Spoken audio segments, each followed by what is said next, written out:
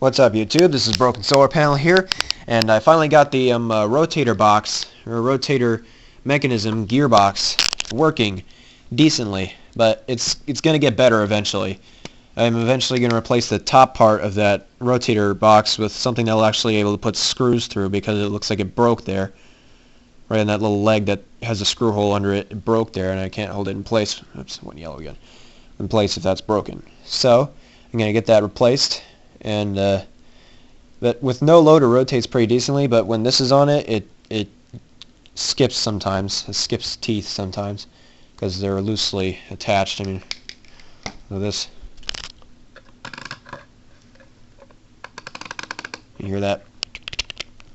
And it wasn't even moving this one. Of course it's not, because this is a worm gear system. Anyway, I'm going to show you what the rotator does and how it works, more or less. I'm going to show you it in action. As you can tell, still haven't replaced the collector rings yet. Brushes are still there. Collector rings still need to be replaced. So now there's just big holes there where the wires go.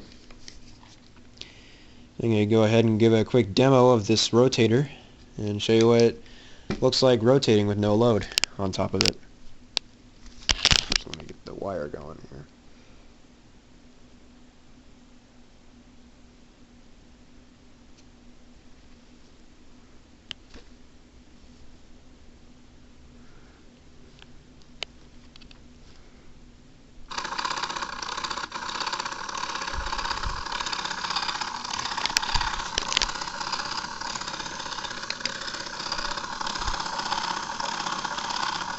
This is a 12 volts DC motor running on 3 volts DC, just like my Mega Blaster Junior's rotator motor.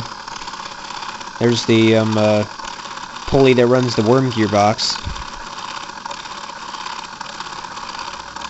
It even rotates at a pretty good speed too. Actually about the same speed as my Mega Blaster Junior, almost. Maybe a little bit faster, but whatever, still works.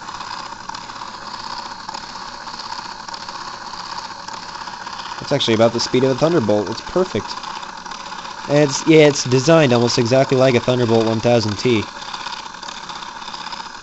Except the collector rings are on the outside of the rotational rod instead of inside them. So, yeah, now let's show you what happens when I put the chopper motor on top. When it has a load on it, it doesn't become as reliable with this on there. I mean, it works okay, but it wouldn't be as reliable. I feel like with this design for now, without the screws in there, the horn would keep this thing from rotating, because the horn is going to be printed solid material because the neck is kind of thin, and it's going to be printed yellow. It's going to be kind of heavy, so. But this does not move around too much when the top plate is in there. So the horn probably shouldn't compromise the rotation too much when I have the rotator a little more professionally put together. So let's go ahead and fire up the rotator and see how well this works. Again, there are no wires connected here, so you don't have to worry about any wires twisting up. This is just a demo. It also means it won't be able to run up the chopper. As you can tell, it skips a couple times. It like gets stuck for like a fraction of a second. And if it does that with no horn, imagine what we do with a horn. It'd be horrible. But for what I have right now, it's a decent start.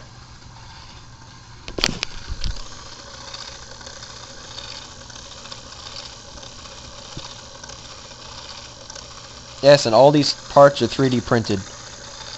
So I'm gonna go ahead and turn. Oh yeah, look at that. Yeah, I got stuck as soon as I set it down. Okay. Let's turn it off and take the chopper tube off of there. Yeah, you can hear that. Yeah, it's probably not do that too much. It's probably going to grind up the gears if I do that. Alright, so now here's kind of a funny story about the rotator gearbox in my Mega Blaster Junior. The first ones that Deuce Space printed came out all distorted and broken. I don't know what the F happened here, but here's another chopper that got messed up. But it's quite a disaster of layer shifting. And this chopper got the top part all plugged up. This is another chopper. It's such a thin layer I could probably just poke that right out, but this one is also deformed. Here's the old chopper. And the new chopper that's in the... oh, here's one I tried to use earlier. Sort of worked, but I eventually broke it, I think. Here's what the new chopper in the chopper housing looks like now. The vanes reach about halfway in there, except the one that's in there isn't distorted like this. It's perfectly made like this one. Speaking of the chopper, I'm going to show you what that sounds like when I blow into it. First, let me get the picture fixed. There we go. The flashlight out of the way.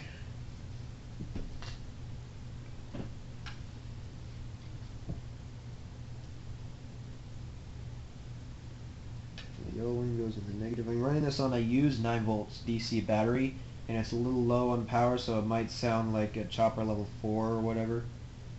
It's probably like half dead. This battery's probably about half dead, so. I can feel the wind coming out of it, which means the air output is pretty decent.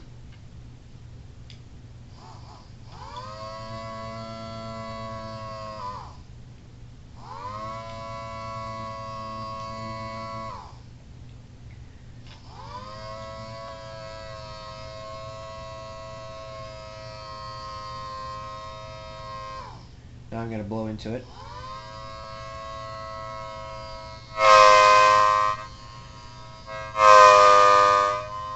That sounded like chopper level 1, or maybe 2, I don't know. Here's the blower, just in case. And here's what it's like running on like 4.5 volts DC.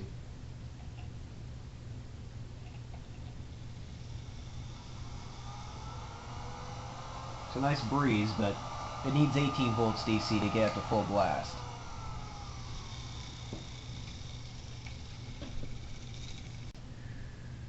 Like it was just there.